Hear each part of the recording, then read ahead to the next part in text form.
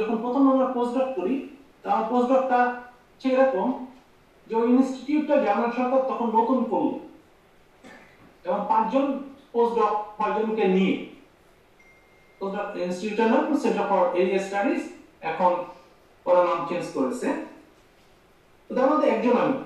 আমার পোস্টডকে আমার সহকর্মী যারা ছিল অন্যান্য এরিয়া থেকে, আমি আমার এরিয়া থেকে বিজনেস তো বেসিক্যালি জার্মানরা ওইভাবে ইয়ে করে না, অর্থনীতি এবং অর্থনীতিকে ইয়ে করে। তো অর্থনীতি অঞ্চল থেকে আমি ছিলাম, আমার কাজের ইয়ে ছিল গ্লোবাল কমোডিটি চেইন দিতে। আর আমার সাথে আরেকজন ছিল উনি জাপানোলজি এই অঞ্চলে, একজন ছিল পলিটিক্যাল সায়েন্স সায়েন্টিস্ট মার্কাস মুলার, আরেকজন ছিল ও ছিল লয়েড থেকে মার্টিন হকেল। তো মার্টিন হকেলের গবেষণাটা ছিল অত্যন্ত চমৎকার। মার্টিন হকেল লয়েড ছাত্র, তো সে তখন দেখছিল যে Islamic financial system global financial সিস্টেমের পরিপূরক অথবা পরিবর্তক হতে পারে কি, খুবই ঝামেলার বিষয়। এই বিপদে পড়লাম হচ্ছে আমি, কি কারণে? কারণ আমার নাম মোহাম্মদ নুরুন নবী। তো মার্টিন হকেলের ধারণা হলো যে যেহেতু মোহাম্মদ নুরুন নবীর এখানে পাওয়া গেছে, তো সেহেতু ইসলামিক কোনো বিষয় নিয়ে এর সাথে কথা বলা যেত। তা আমি ধরেন যে আল্লাহ মাফ করুক, আমার ইসলাম ধর্মের জ্ঞান, নামাজ পড়া, রোজা রাখা, বাপ নাম রেখেছে নুরুন নবী, কোরআন শরীফ পড়তে পারতাম, নাউজুবিল্লাহ এখন আর ভালো পড়তে পারি না, এই লেভেলের হচ্ছে একটা মানুষ যে কোনো রকমের ধরেন যে মাতৃঘাতের আশায় হচ্ছে বসে আছে। তারা যদি মার্টিন হকেল বলে যে ইসলামিক ফাইন্যান্সে রিবা সম্বন্ধে অমুক দর্শে কি বলছে, আর আমি তো আরবি পড়তে পারি না, তো দর্শ করবো কেন? তো মার্টিন হকেল এই গবেষণাটা করার আগে সে 3 বছর ইয়েমেনে আরবি শিখে এসেছে, আর 2 বছর সে মিশরে মুফতিদের কাছে সে লেখাপড়া করেছে। কিন্তু মার্টিন হকেল এই আলোচনা করতেছে আমার সাথে বসে বিয়ের খেতে খেতে, আমি বিয়ের খাই না। তো হোয়াট ইজ দ্য পয়েন্ট? তো পয়েন্টটা হচ্ছে এরকম যে আরেকজন ও সোশিওলজি থেকে নাদিম সিপকিন, তো ওর গবেষণাটা ছিল যে বুরুন্ডিতে গৃহযুদ্ধ, ওই গৃহযুদ্ধ পরবর্তী শান্তি স্থাপনে নাচের ভূমিকা কি। আমি হোয়াট ননসেন্স! তোমার কোনো শুধু ফিল্ড ওয়ার্কের জন্য তোমার 40,000 euro, what nonsense! Waste of মানি।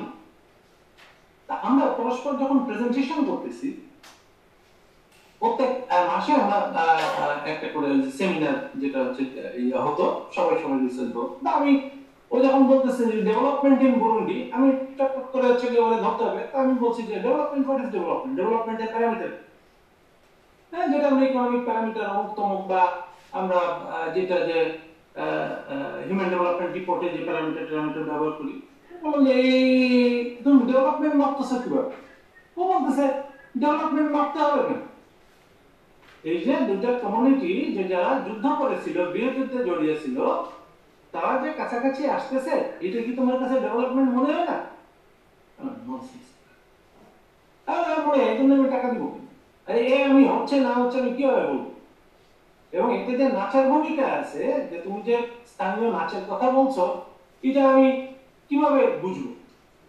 ও তখন বললো যে লুক এট দ্য মেথোডোলজি। আমি প্রথমে যাব ওখানে বুরুন্ডিতে গিয়ে ওই ইসলামে আমি থাকবো, আমার অবস্থা হবে অমুক, ওখানে আমি নাচ শিখবো, ওদের সাথে থাকবো, চলে আসবো, লিখবো, আবার যাব, আবার 3 মাস থাকবো, ফেরত আসবো, আবার যাব। That is the methodology. আমি খুবই যখন বিরক্ত হইলাম। আর আমি যখন ওদেরকে একেবারে ধর রিগ্রেশন, তার এটা ইন্টারসেপ্ট, এটা অমুক, সেটা তমুক, এটা আমি যদি এই ইফেক্টটা চেঞ্জ করি তাহলে অমুক হয়, তোমার মাথাটা চুলকায় বললো যে নূর, তোমার কাছে তো পৃথিবীর সব সমস্যার সমাধান আছে, সে মিনি প্যাক হোক আর ফ্যামিলি প্যাক, কারণ কিরকম? তাহলে তুমি একটা অঙ্ক করে দিলা, অঙ্কর ফলাফল বললা, এবং আমাদেরকে তুমি ফোর্স করতেছো কাইন্ড অফ নাম্বার দিয়ে ভয় দেখাচ্ছ যে আমরা মেনে নেই যে তুমি এই সমস্যার সমাধান করছো অথবা তুমি যা বলতেছো এটা ঠিক। But for this number, then I realized যে নাম্বার তো আমার ডিফেন্স না, তাই না? নাম্বার জেনারেটর, নাম্বারের পিছনে গল্প আছে, এই গল্পটাই কিন্তু আমার রিসার্চের finding. Nobody is interested in the number. তো দেখেন আমি আমার কথা শেষ করি, নাইলে সারাদিন আমি বলতে পারি, আপনাদের ধৈর্য থাকবে না যে 5 মিনিটে শেষ করি। তো এই অবস্থা আমি সম্মুখীন হলাম যে আমি স্পেনে ওরকম একটা বাংলাদেশ ফার্মাসিউটিক্যাল ইন্ডাস্ট্রি নিয়ে ভ্যালেন্সিয়াতে কথা বলছি। তো ভ্যালেন্সিয়াতে আপনারা যারা ইন্টারন্যাশনাল বিজনেস লেখাপড়া হচ্ছে গিয়ে এই অঞ্চলে লেখাপড়া ইন্টারন্যাশনাল বিজনেস নিয়ে কাজ করেন, তো ওখানে খুব নাম করা কয়েকজন মানুষ আছে যাদেরকে আমরা অথরিটি হিসেবে ধরি। ফ্রাঙ্ক হেনার্ড বা ওর নাম ভুলে যাচ্ছি, নামটা আমি ভুলে যাচ্ছি। হেনার্টের নামটা মনে আছে কারণ হেনার্ট চেয়ার ছিল, হেনার্টের চেয়ার বড়, আমি যার নাম বলছি অথরিটি। তা আমি এরকম স্ট্যাটিস্টিক্স দিয়ে প্রেজেন্টেশন, তো দরজা ঠেলে ও ঢুকেছে। তো ও ঢুকলে then he is such a authority in that area যে হেনার্ট সহ লোকজন হচ্ছে বেশ খেয়ে গেছে। তা আমিও খুব খুশি যে না ঠিক আছে ও এসে দাঁড়িয়েছে। তো ও তাকিয়ে বলল যে what are you talking about? Pharmaceutical industry in Bangladesh, that country, for flag and the other things.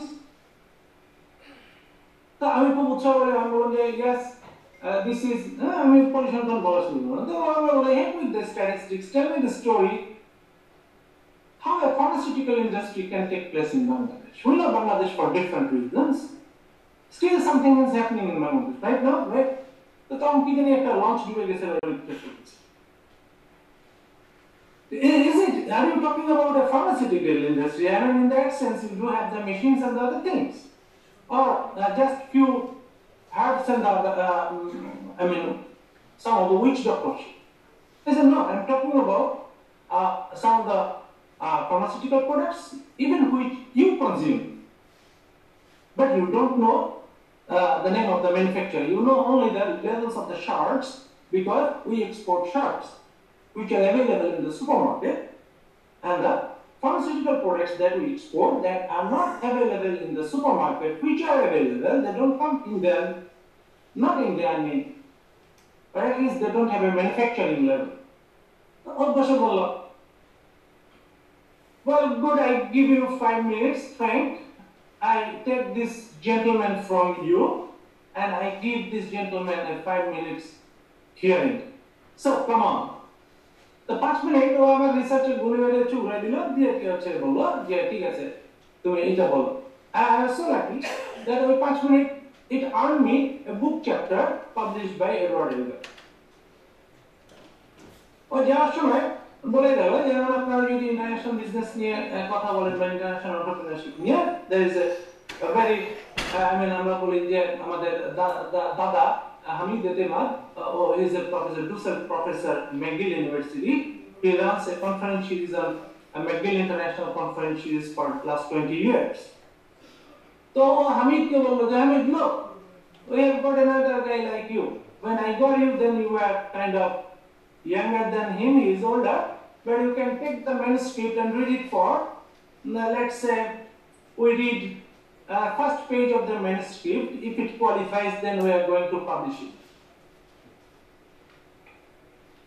তো আমি পরবর্তীতে যে দেখেন একটা ভালো রিসার্চের কথা আমি শেষ করি, একটা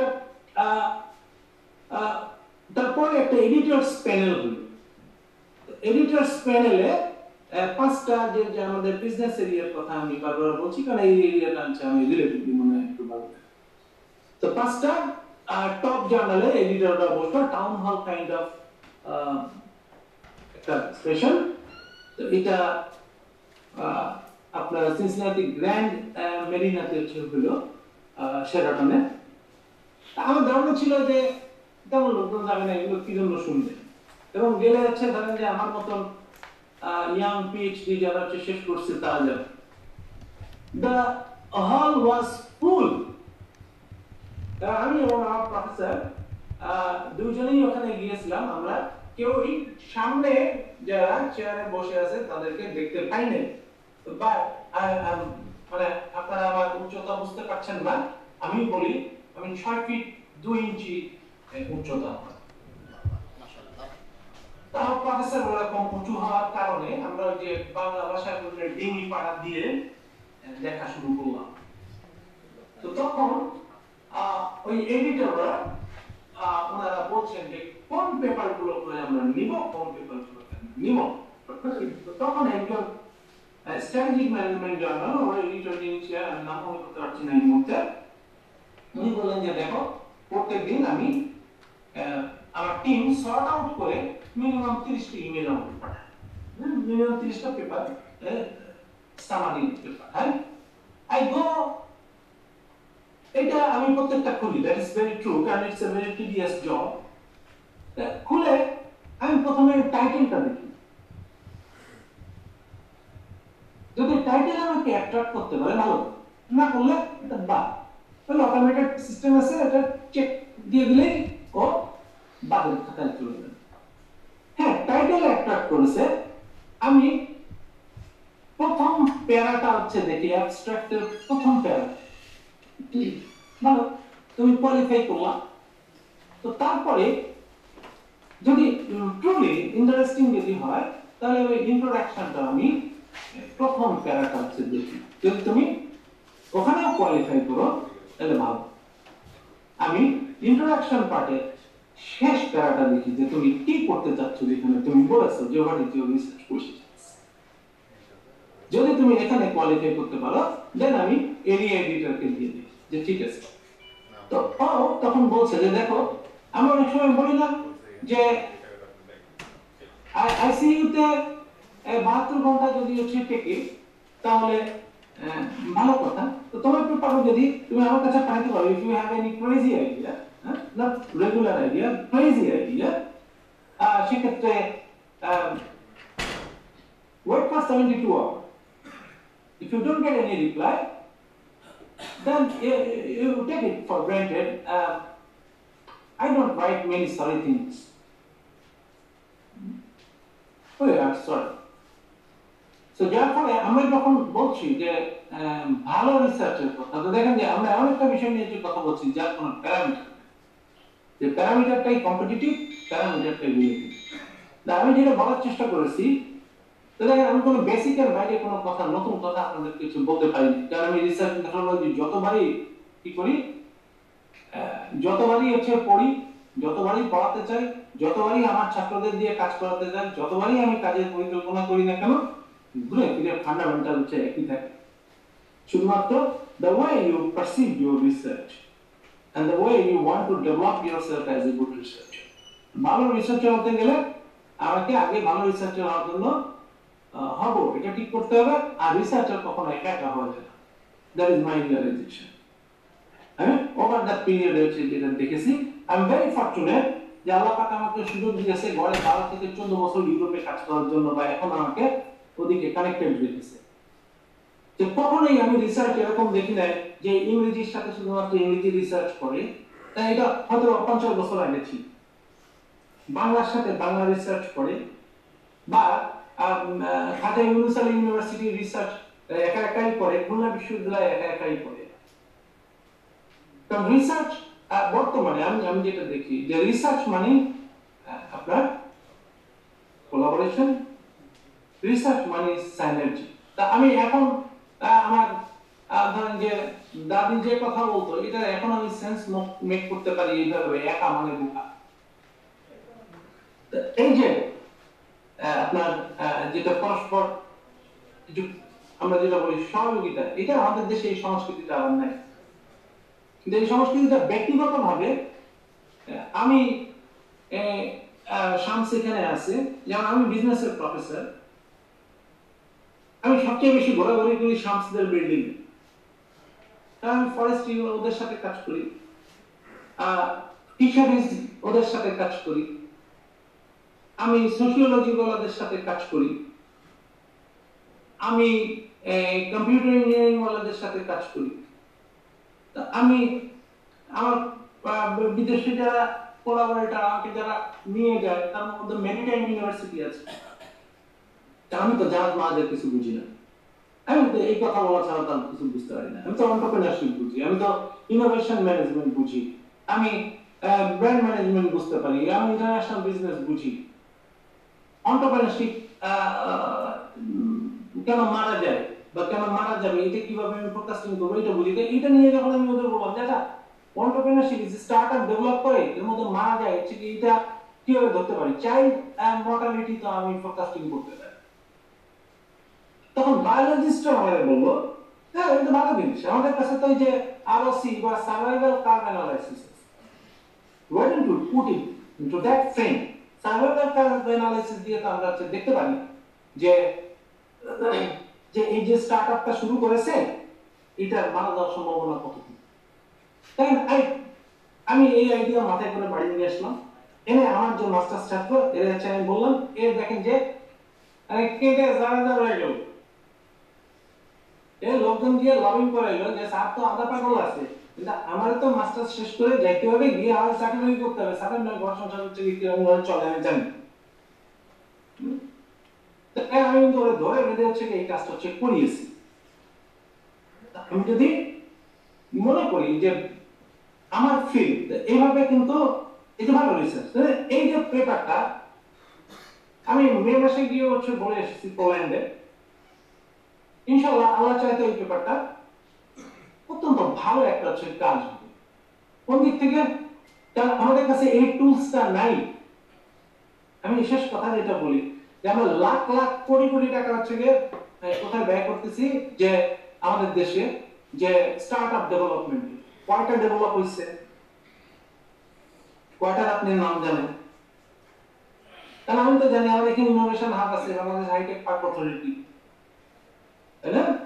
আপনার বিজ্ঞান ও প্রযুক্তি মন্ত্রণালয়ের হচ্ছে প্রকল্প আছে আমাদের এখানে। কয়টা স্টার্টআপ ডেভেলপ হচ্ছে আর কয়টা মারা যাচ্ছে? তা আমরা বলছি একটা বিজনেস প্ল্যান ডেভেলপ করো, এইভাবে এইভাবে করো, এই করো, এই করো, এই করো। তারপরে আমাদের আইডিয়া ফেজেই যদি আইডেন্টিফাই করতে পারি যে এই স্টার্টআপটার সম্ভাবনা কতটুকু, তাই না? একটা সার্টেন পয়েন্টে তখন যে রিসোর্স বাঁচিতে পারবো না, না আমি তো জানবো যে ঠিক আছে এটা আগে নিতে হচ্ছে আমার কত। সো দ্যাট ইজ, আমি এই জিনিসটা ওদের কাছ থেকে পেয়েছি, একেবারে বায়োলজিস্টদের কাছ থেকে যারা ল্যাবে কাজ করে।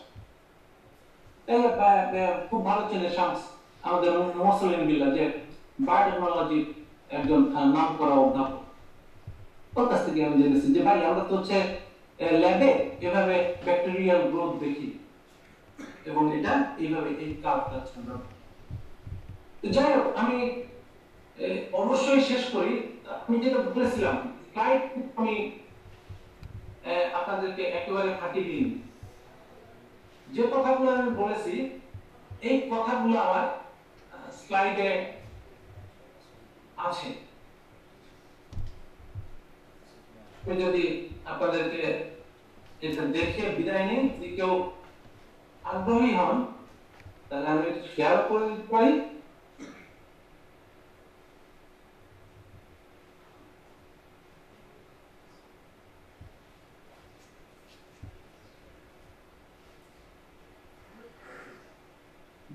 আমি বলেছি 12টা বা 14টা স্লাইড ওভাবে সাজানো আছে।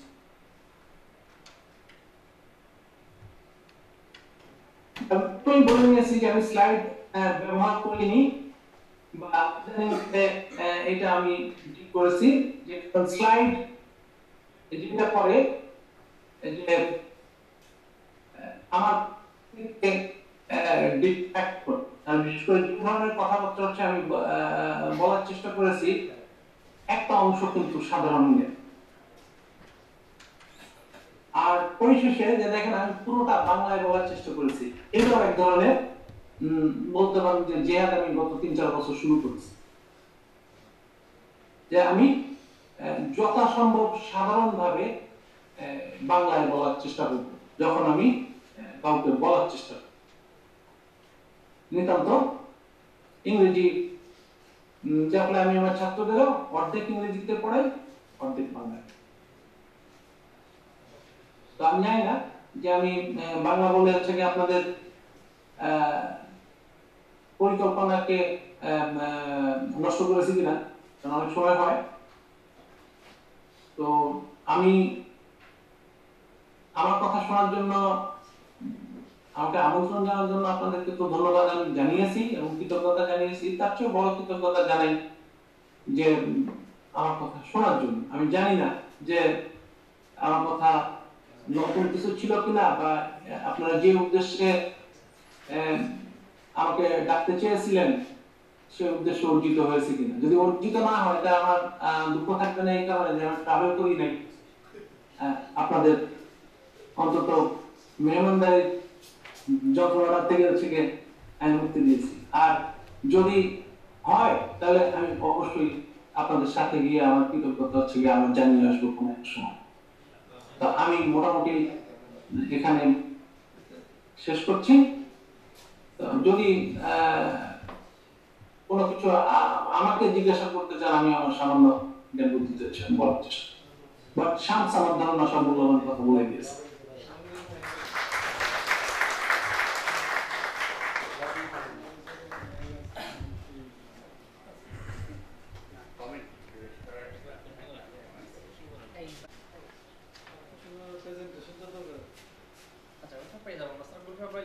আমাদের যে প্ল্যাটফর্মটা আছে সরি ওয়েবসাইটে, ওখানে স্যার আমি আজকে কারো কোনো কোশ্চেন?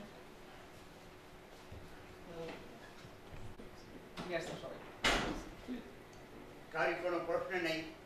আমি ডক্টর হোসেন রেজা বলছি। ওয়ালাইকুম আসসালাম। আমার প্রথম কথা হচ্ছে আল্লাহর শুকরিয়া আদায় করি, আপনি অসুস্থতা সত্ত্বেও এই 1.5 ঘন্টা আমাদের সঙ্গে যেভাবে কথা বলেছেন, আল্লাহ আপনাকে আরো অনেক খায়াত দান করেছেন। আর আমার মনে হয় আমারই মতো সবারই রিয়াকশন কিনা, আমার মনে হয়েছে যে বিজ্ঞানকে আপনি যেভাবে উপস্থাপন করলেন নিজের অভিজ্ঞতার আলোকে, গল্পের ছন্দে, কঠিন বিষয়কে যেভাবে বললেন, এখানে আপনি যেমন ছাত্রদের সুযোগ দিয়ে থাকেন ঘুমানোর জন্য, এখন আমরা বুঝতে পারছি কেন তারা ঘুমায় না। এই অডিয়েন্স একেবারে মন্ত্রমুগ্ধের মতো আপনার কথা শুনেছে। এবং আমি আমার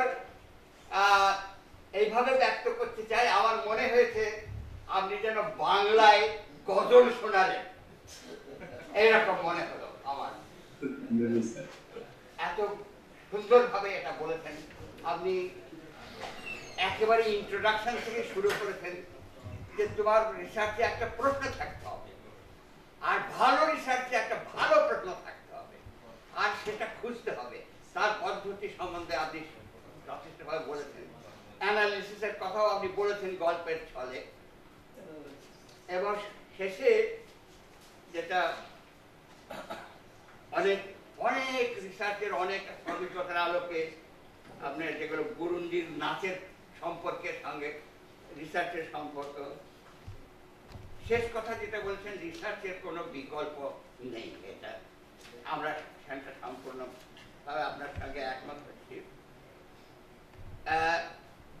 মেথডোলজির কথা একটা কথা ব্যবহার করেছেন, আপনার মেথডোলজিকে অ্যাপ্রোপ্রিয়েট হতে হবে।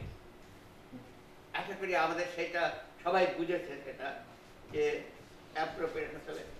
তারপরে একটা জুজুর ভয় আছে রিসার্চে, স্ট্যাটিস্টিক্স। আপনি সেই স্ট্যাটিস্টিক্সের ভয় ভাঙিয়ে দিলেন এখানটায়। যে আমার শুধু এইটাই মনে হয়েছে যে যদি আপনাকে আরো 1.5 ঘন্টার জন্য নয়, আরো কিছু সামনের জন্য যদি পাওয়া যেত, অবশ্যই আমার হায়াতে আর সম্ভব হবে কিনা জানি না। আল্লাহ আমি আপনার হায়াতের জন্য স্যার দোয়া করি স্যার। আমি এখানে শেষ করতে ধন্যবাদ। স্যার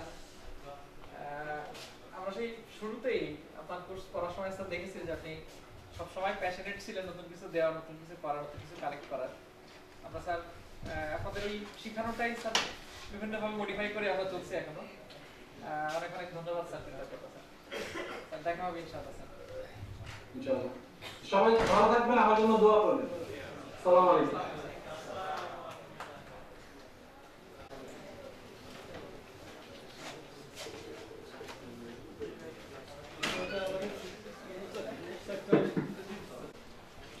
বলবো স্যার সামনে আপনার গ্রুপ আছে?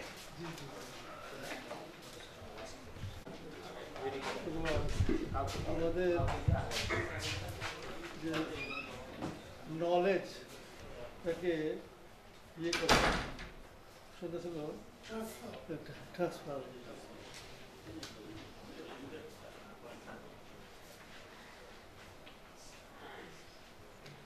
Involvement of students in active learning in the transformation of knowledge in the classroom. এক নম্বরে। দুই নম্বর হলো students have to apply the knowledge in home and society. এটা হলো আনসার আর কি, ব্রেন স্টর্মিং প্র্যাকটিসে। প্রশ্নটা কি ছিল? হ্যাঁ, প্রশ্নটা প্রশ্নটা লম্বা, ওটা আমরা লিখি না।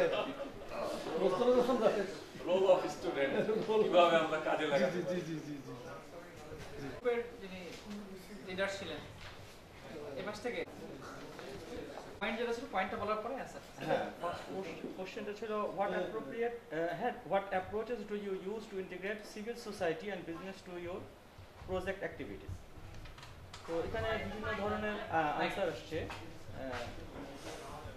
যে সার্ভেইং করে তাদের যে নেসেসিটি মানে যেটা তারা প্রজেক্ট করছে, তো এটাকে সোসাইটির সাথে মানে ইন্টিগ্রেট করা। আর কিছু আসছিল যে প্রবলেম রিলেটেড টিচিং স্ট্র্যাটেজি, মানে প্রবলেম সলভিং রিলেটেড যে ইয়েগুলি আছে, যে আমাদের মানে টিচিং অ্যান্ড লার্নিং স্ট্র্যাটেজি যেটা, এটা প্রবলেম সলভিং রিলেটেড হতে হবে। এবং স্টুডেন্টদের যে প্রজেক্টগুলি আছে এগুলাকে মানে ইন্ডাস্ট্রির সাথে নিয়ে যাওয়ার জন্য, এটাকে মানে প্রজেক্টগুলোকে প্রোডাক্টের মধ্যে নিয়ে আসার জন্য ইন্ডাস্ট্রির সাথে কোলাবোরেট করা। আর আরও কিছু ছিল, যেমন যে communicate with the industry person on the regarding the ongoing projects, মানে স্টুডেন্টরা যে সমস্ত প্রজেক্টগুলি করতেছে, তো তার সাথে ইন্ডাস্ট্রির পারসনগুলির সাথে তাদের কমিউনিকেট করা। আর আরও কিছু আসছিল, যেমন যে মানুষের কাছে গিয়ে তাদের কাছ থেকে সমস্যাগুলি শোনা, প্রবলেমগুলি শোনা, তারপরে ওইভাবে তাদের মানে প্রজেক্টগুলোকে ডেভেলপ করা, মানে প্রপোজাল নিয়ে আসা।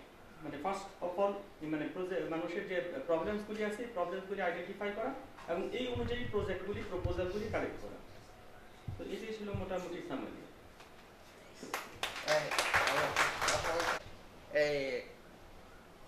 আমাদের একটা বিদেশের একটা ইউনিভার্সিটিতে প্রজেক্টে লক্ষ্য করেছি, সেই প্রজেক্টটা কতটা সাকসেসফুল হলো, আর তাদের ওয়েটের জন্য কে সব থেকে ভালো করলো। আমরা কিছু সংখ্যা সিজিপিএ করি, জিপিএ করি, কিন্তু ওইখানে দেখা হতো সে প্রজেক্টটাতে হলো কি কমিউনিটি মেডিসিন আন্ডারে এই প্রজেক্টটা আমাদের দেশেও হয়। আমাদের দেশের ছেলেরাও RFST নামে এইটা করে, তাদেরকে একটা কমিউনিটিতে কিছুদিন রেখে আসা হয়। হ্যাঁ, তো সব থেকে ভালো ফল বা ভালো তাকে বেশি ভ্যালু দেওয়া হতো যদি যে কমিউনিটিতে ওই ছাত্রটাকে পোস্ট করে রাখা হতো, একদিন কমিউনিটির কেউ এসে ইউনিভার্সিটির ঘোরাঘুরি করতেছে, বলে কারে খুঁজতেছেন, বলে আমি মার্ফি নামে একটা ছেলেকে খুঁজতেছি যে আমার কমিউনিটিতে এবারে পোস্টিং ছিল আর কি। মানে সেখানে কি এমন করে আসছে যে পরবর্তীকালে তারা খোঁজ নিতে আসছে, তার এই ছেলেটাকে অনার্স দেওয়া হতো, এই ছেলেটাকে। আমাদের দেশে ঠিক উল্টা, আমাদের দেশে কিছু সংখ্যা কত মার্ক পেল ইত্যাদি। আর এই RFST প্রোগ্রামটা আমাদের দেশে আমাদের ছেলেমেয়েরা ব্যবহার করে তাদের বিয়ে শাদীর দিন ঠিক করার জন্য, কারণ এইটাতে কেউ দেখারও নাই, কেউ কিছু করেও নাই, এই সময় কোনো দেখাশোনা নাই, তখন ভাবে যে এই ফাঁকে বিয়েটা করে ফেলে। বেশিরভাগ ডাক্তার দেখবেন যারা ওই RFST পোস্টিংয়ের সময় বিয়ে করে ফেলে।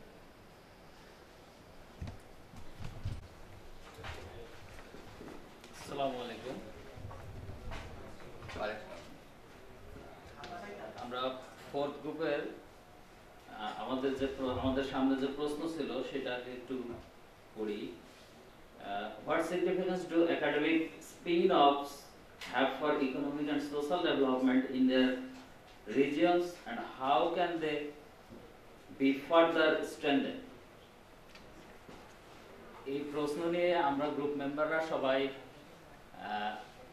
এক্সটেন্সিভ ডিসকাশন করেছি এবং ডিসকাশনের মাধ্যমে আমরা কিছু কি পয়েন্ট এখানে নিয়ে এসেছি, সেগুলো আমি আপনাদের সামনে একটু তুলে ধরছি। Actually, from our discussion we can say the academic spin-off, the purpose of academic spin-off is transfer knowledge from academy to industry. Main purpose. And how we can do it? Actually, social and economic development এর জন্য আমরা university বা academia কি করতে পারি? We can identify or describe the problems first. Different problems, social, economic, বিভিন্ন ধরনের problem আমাদের সামনে আছে। Inflation, dengue related problem, medicine, drug resistance, different types of problems. Then after identification of different problems, we have to prioritize the problem. We have to select, we have to prioritize problem that we will address. Then we have to go for research and development. And research development আমরা এখানে স্যারের ইয়েতে দেখেছি, আলোচনা থেকে আমরা শিখেছি যে আমরা যেটা রিসার্চ করব বা ডেভেলপ করব সেইটাকে যেন আমরা পেটেন্ট করতে পারি বা কপিরাইট করতে পারি, এটা যেন আদারওয়াইজ মিসইউজ না হয়, সেইটাও অবশ্য একটা আমাদের কর্তব্য। and ethical integration is also very important for this, and এটা তো কোনো বিকল্পই নেই। আমরা স্যারের ইয়েতে দেখেছি, আলোচনাতে আমরা জেনেছি যে industry and academia collaboration, it is very much impactful to develop the society and development and economic development also. এটার কোনো বিকল্পই নাই। And another things, retention of talent, it is also to be done to for getting the economic and social development, and that's all from our team. Thank you. ভাই স্যারের গ্রুপের পক্ষে কেউ কি বলবেন? ওই গ্রুপের কেউ নাই? আমাদের স্যার এটা কোশ্চেনটা ছিল যে আসলে আমাদের যে রিসার্চের রেজাল্টটা, জেনারেল নলেজটা, এটা আসলে প্র্যাকটিক্যালি কিভাবে ইউজ করতে পারি। আমাদের যে রিসার্চের মাধ্যমে যে রেজাল্টটা জেনারেট হয়, এটা আসলে প্র্যাকটিক্যাল প্রবলেম সলভ করার ক্ষেত্রে আমরা কিভাবে এটা আসলে কাজে লাগাতে পারি। তো সেক্ষেত্রে স্যার আমাদের যে সাজেশন ছিল এটা হচ্ছে collaborating with industry and practitioners. Second যে পয়েন্টটা আমরা বাছাই করেছিলাম, এটা engaging in knowledge transfer activities. তার মানে স্যার বিভিন্ন ধরনের ওয়ার্কশপ, কনফারেন্স বা সেমিনারের মাধ্যমে এগুলো আমাদেরকে ডিসেমিনেট করতে হবে। থার্ড যে পয়েন্ট ছিল sir creating practical tools and solutions. তার মানে রিসার্চের ডিজাইনের মধ্যে আমাদের বিভিন্ন ধরনের টুলস বা মডেল বা সফটওয়্যার হয়, যেটা আসলে শুধু আমরা রিসার্চার না, যারা এটা ইউজ করে তারা স্টেক হোল্ডার ইউজ করতে পারে, এরকম সাজেশন দিয়েছিলাম স্যার। ফোর্থ ওয়ান ছিল যেটা আমাদের যে বিল্ডিং পলিসি নেটওয়ার্কস। তার মানে আমাদের স্যার নেটওয়ার্কিং এটা বাড়াইতে হবে, পলিসি মেকারদের মধ্যে এটা ডিসিপ্লিন করতে হবে। ফিফথ ওয়ান যেটা ছিল স্যার সেটা হচ্ছে open access and open data. তার মানে স্যার আমাদের যে রিসার্চের কাজগুলো করি, এই ডাটাগুলো এটা আসলে সব প্ল্যাটফর্মে আমাদের অ্যাভেলেবল থাকবে, তারা জন্য এটা আমাদেরকে অ্যাক্সেস পায়। সিক্স ওয়ান যেটা ছিল স্যার এটা এস্টাবলিশিং ফিডব্যাক লুপস। তার মানে আমাদের incorporating feedback from the end users and stakeholders throughout the research process. আরেকটা পয়েন্ট ছিল ট্রেনিং এন্ড ক্যাপাসিটি বিল্ডিং। মানে organising training session or workshop to teach others how to apply the research findings in their own work, creating a lasting impact beyond the initial research. এবং last যেটা ছিল sir আমাদের সেটা হচ্ছে engagement of the stakeholders. এবং sir যেটা certify করছে এটা হচ্ছে মোস্ট ইম্পর্টেন্ট বলে উনি বলেছেন, যেটা আসলে দরকার। Thank you sorry.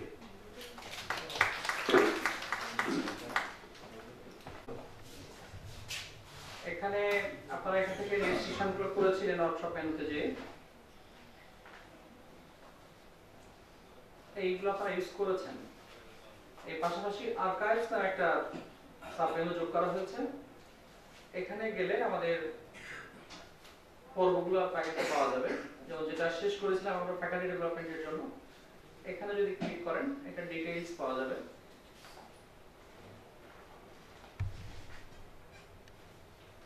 একটু নিচের দিকে যেতে হবে। এখানে ওই প্রোগ্রামটাতে রিসার্চ পারসন কারা ছিলেন, ওনারা যে ম্যাটেরিয়ালস গুলো প্রোভাইড করেছিলেন সবগুলো কিন্তু এখানে ডাউনলোড করা যাবে। ওইখানে রিসোর্স কারা ছিলেন, পার্টিসিপেন্টস কারা ছিলেন, ডিটেইলস লিস্ট এখানে আছে। আর্কাইভস সেকেন্ড আজকে যেটা অলরেডি আসলো ফ্যাক্টরি ডেভেলপমেন্টের পরে ওয়ার্কশপ, এটা এখানে গেলে এখানকার ডিটেইলসটাও পাওয়া যাবে। অলরেডি আমরা সামসারের ম্যাটেরিয়ালসটা পেয়ে গেছি, আপলোড করা হয়েছে। আমরা ওই সাইটটা কিছুক্ষণের মধ্যে পাবো, পেলে ওটা আপলোড করে দেওয়া হবে। এখানে ডিটেইলস সব এখানে থাকছে। আর অন্যান্য যেগুলা এই ওয়েবসাইটে আমাদের ভিউজের ফাউন্ডেশনটাও শুরু হচ্ছে। সো আমরা বিশ্ববিদ্যালয়ের আইপিসির সঙ্গে যোগাযোগের সমস্ত মাধ্যম হিসেবে এই ওয়েবসাইটটাকে ইউজ করব। সামসার এখানে আছেন স্যার, আমাদের খুব অ্যাক্টিভলি অ্যাক্টিভিশন ট্র্যাকার নামে একটা অ্যাপস, এটা বিশ্ববিদ্যালয়ে তৈরি, একেবারে নিজস্ব। এখানে আমরা আমাদের অ্যাক্রিডিটেশন প্রসেসে কতখানি এগোলাম সেটা এখানে দেখার সুযোগ আছে। শিক্ষকদের কেপিআইটা এখানে মাপার সুযোগ আছে। এখানে যারা রেসপেক্টিভ ইউজার্স, শিক্ষকরা নিজেই, dean, IPSC, vice chancellor sir সবাই এখানে ইউজ করেন। বিশ্ববিদ্যালয়ের সেন্ট্রাল সফটওয়্যার যেটা আইএমএস, সেটা এখান থেকে রেজাল্ট এবং স্টুডেন্ট অ্যাডভাইজিং থেকে শুরু করে বাকি যেগুলো সেগুলো একাডেমিকের মধ্যে এখানে আছে।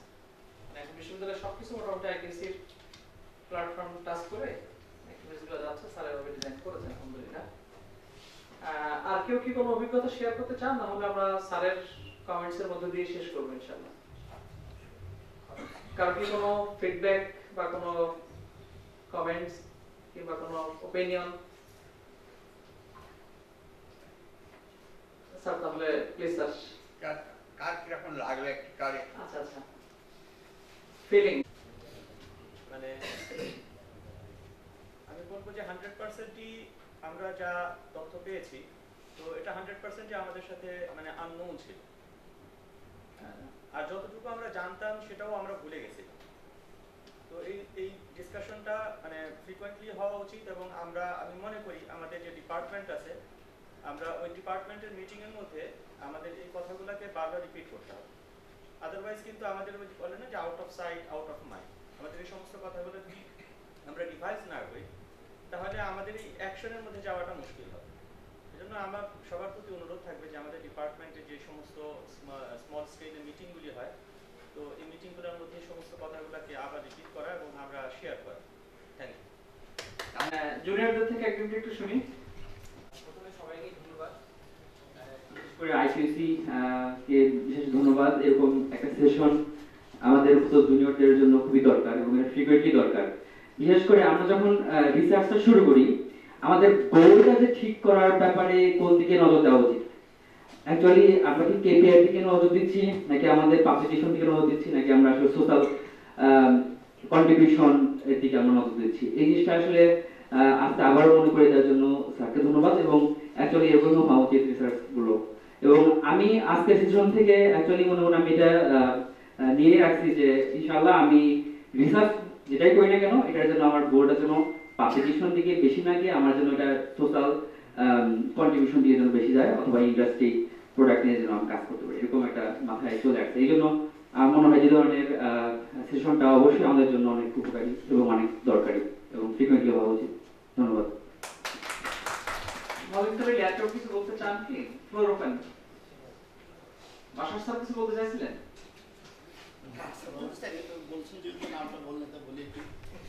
বলার কথা হচ্ছে যে আসলে আমরা যা শুনছি সেগুলো যদি আমরা কাজে লাগাই তাহলে আমাদের কাজে আসবে। যদি আমরা কাজে না লাগাই, শুধু শুনেই যাই, তাহলে তো কোনো কাজে আসবে। যেমন শামসার অনেক কথাই বলছে, যেমন আমাদের টিচারদের ওয়ার্কিং লোড কমাই দিয়ে রিসার্চের দিকে মনোযোগ করা, আমরা শুনলাম কিন্তু কাজে লাগালাম না, কাজ হবে না। আমাদের রিসার্চ ফান্ডিং আমরা নিজের টাকায় করবো না, উনি এই কথাটা এই সেন্টেন্সটাই বলছে, আমরা তো নিজের টাকায় রিসার্চ করবো না। তো রিসার্চ করার জন্য যদি ফান্ডিং যদি দেয় তাহলে সেটা কাজে আসবে। অর্থাৎ যে কথাগুলো আমরা শুনলাম সেগুলো যদি আমরা অ্যাপ্লাই করি দেন এই ধরনের প্রোগ্রামগুলো আমাদের কাজে আসবে, আদারওয়াইজ এগুলো করা বৃথা। Thank you sir. ঠিকই বলছেন, শামসার অনেকগুলো কথা নিয়ে উনি বলছেন। আমি শামসার কিন্তু এটাও বলছিলাম কোলাবোরেশনের জন্য, বলছিলাম সেই সকল প্রজেক্টগুলো এখন অ্যাকসেপ্টেড হচ্ছে যেগুলো মিনিমাম 3টা ডিসিপ্লিন, মানে 3টা ডিফারেন্ট এরিয়ার মিলে যাচ্ছে, 3-4-5টা ডিপার্টমেন্ট মিলে এগুলো কাজটা ভালো। ন্যাশনাল ইন্টারন্যাশনাল কোলাবোরেশনের কথা বলেছিলেন। আমি আপনাদেরকে একটা কথা একবার একটু বলি। আমি গত বছর ডিসেম্বরের লাস্টের দিকে একজন অনেক সিনিয়র প্রফেসর, উনি 3বার মহামান্য রাষ্ট্রপতি কর্তৃক নির্বাচিত ভাইস চ্যান্সেলর ছিলেন, 4বার জন্য এই করতেছেন। তো কথা বলতে বলতে উনি আমাকে হঠাৎ করে জিজ্ঞেস করলেন যে আপনি যে রিসার্চ করছেন ফান্ডিং কোথা থেকে নিয়েছেন। আমি পিএইচডির কথা বললেন উনি, তো যে পিএইচডি করলেন ফান্ডিং কোথা থেকে নিয়েছেন। তো আমি একটু উত্তর দেখা গেল স্যার ওটা পার্সোনাল ফান্ডিং ছিল। এক কথা শুনে বলেন পার্সোনাল ফান্ডের রিসার্চ হয় নাকি?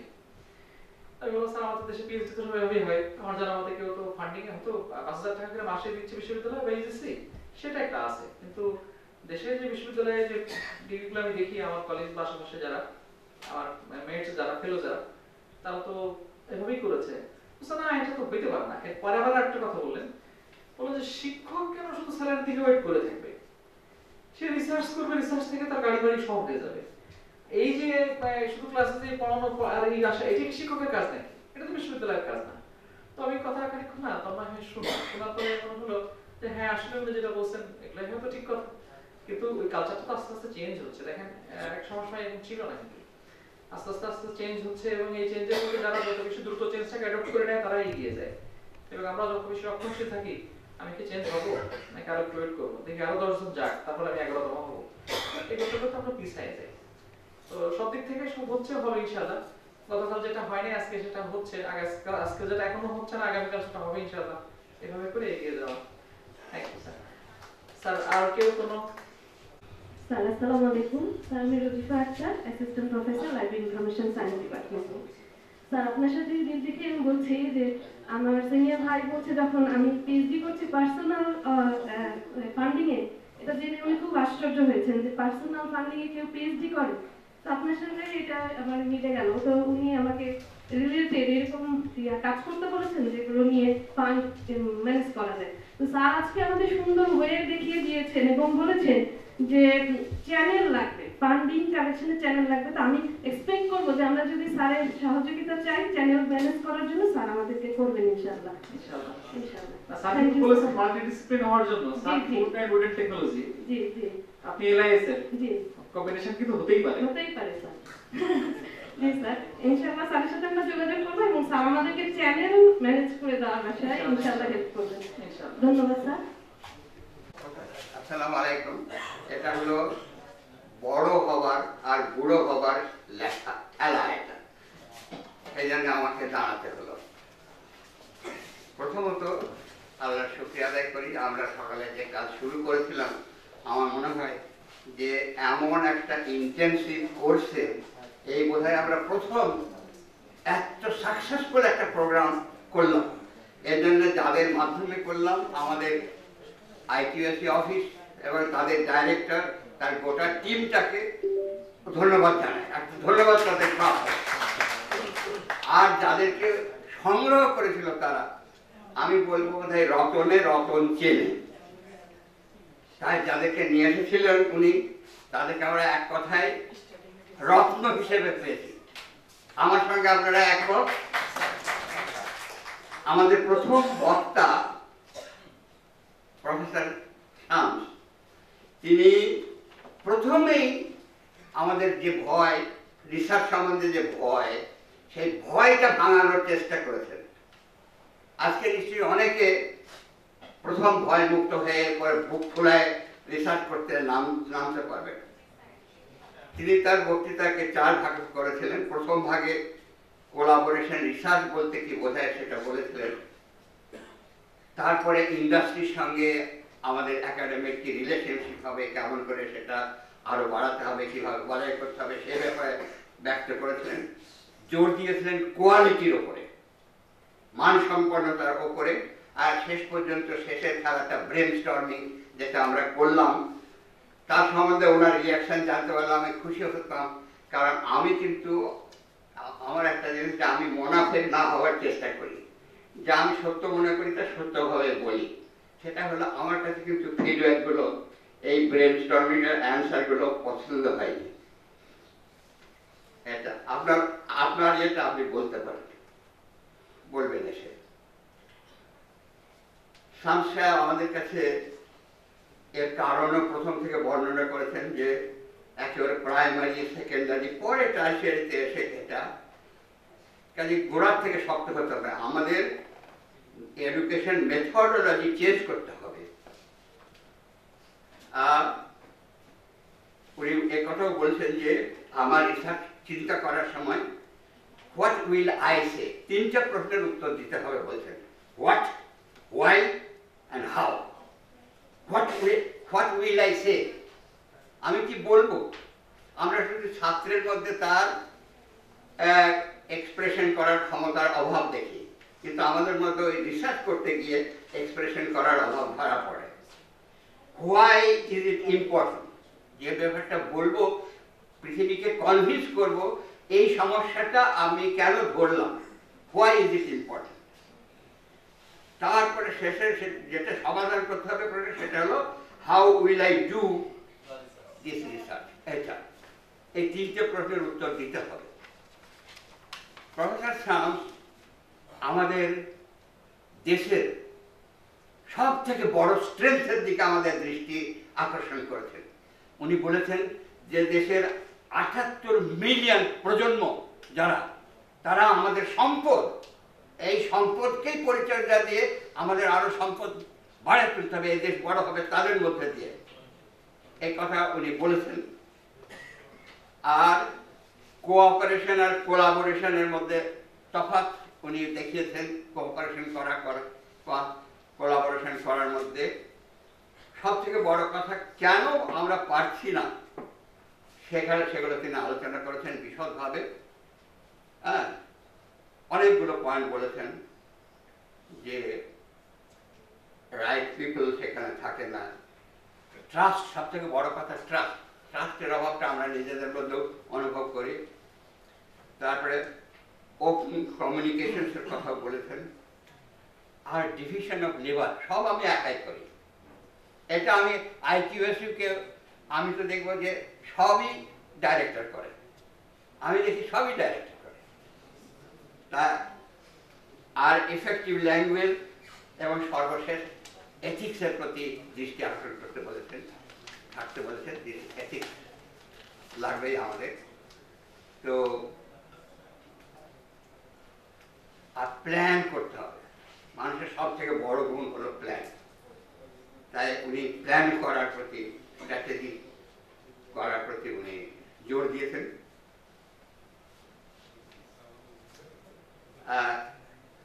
বলেছেন you have to foster a culture of mutual relationship. You have to foster, আমাদের মধ্যে যেটা নাই সেই। তো আমি আগের কে বলেছি যে আমার অভিধান বলেছি, আমাদের এই বক্তা সম্বন্ধে আমার বক্তব্য যে আমি ধন্যবাদ দিই আমার ডাইরেক্টরকে। তিনি খুলনার থেকে খুলনার অধিবাসী হওয়ার জন্য আপনাদের একটা আনন্দ হয়েছে, আমার 2টা আনন্দ। বলেন তো আমার দ্বিতীয় আনন্দটা কি? সবাই জানে যে আমি কেন খুলনার লোক পেলে কেন খুশি হই, এটা জানে সবাই। আর সবাই আপনাদের বলবে যারা রিসার্চ করছেন, আপনার রিসার্চ সত্যি রিসার্চের মতো করছেন কিনা তা জানার জন্য আমি একটা ইন্ডেক্স দিই, বলবো। যদি দেখেন আপনার বউ ওই রিসার্চকে সতীর মনে করে, আপনি আপনার বউয়ের থেকে যেদিন রিসার্চকে বেশি সময় দেবেন সেই দিন আপনি রিসার্চের যথার্থ মর্যাদা রক্ষা করছেন। এটা হলো ইন্ডেক্স, আমরা রিসার্চের মতো হচ্ছে কিনা। ধন্যবাদ।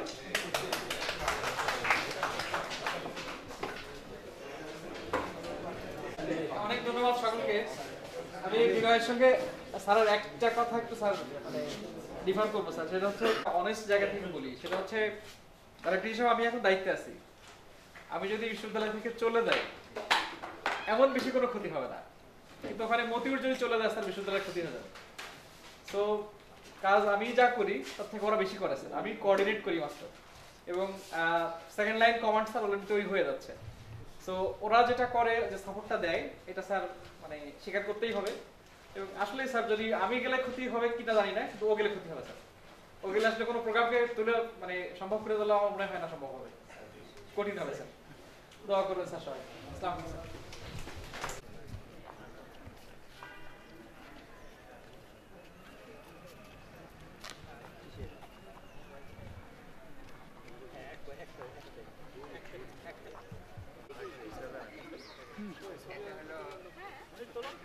স্যার আমার মনে হয় একটু পিছনে পিছনে ধরে যে ভালো দেখা যায়। আপনি দরকার গেটে মতিউর আছে? জি স্যার।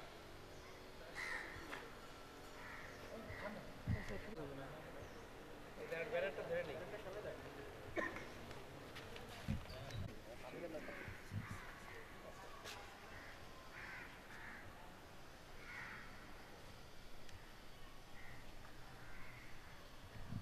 যখন তোমরা ফটো নেবা তখন বলবো, বলতে হবে তো। হ্যাঁ স্যার। 1 2 3 বলো।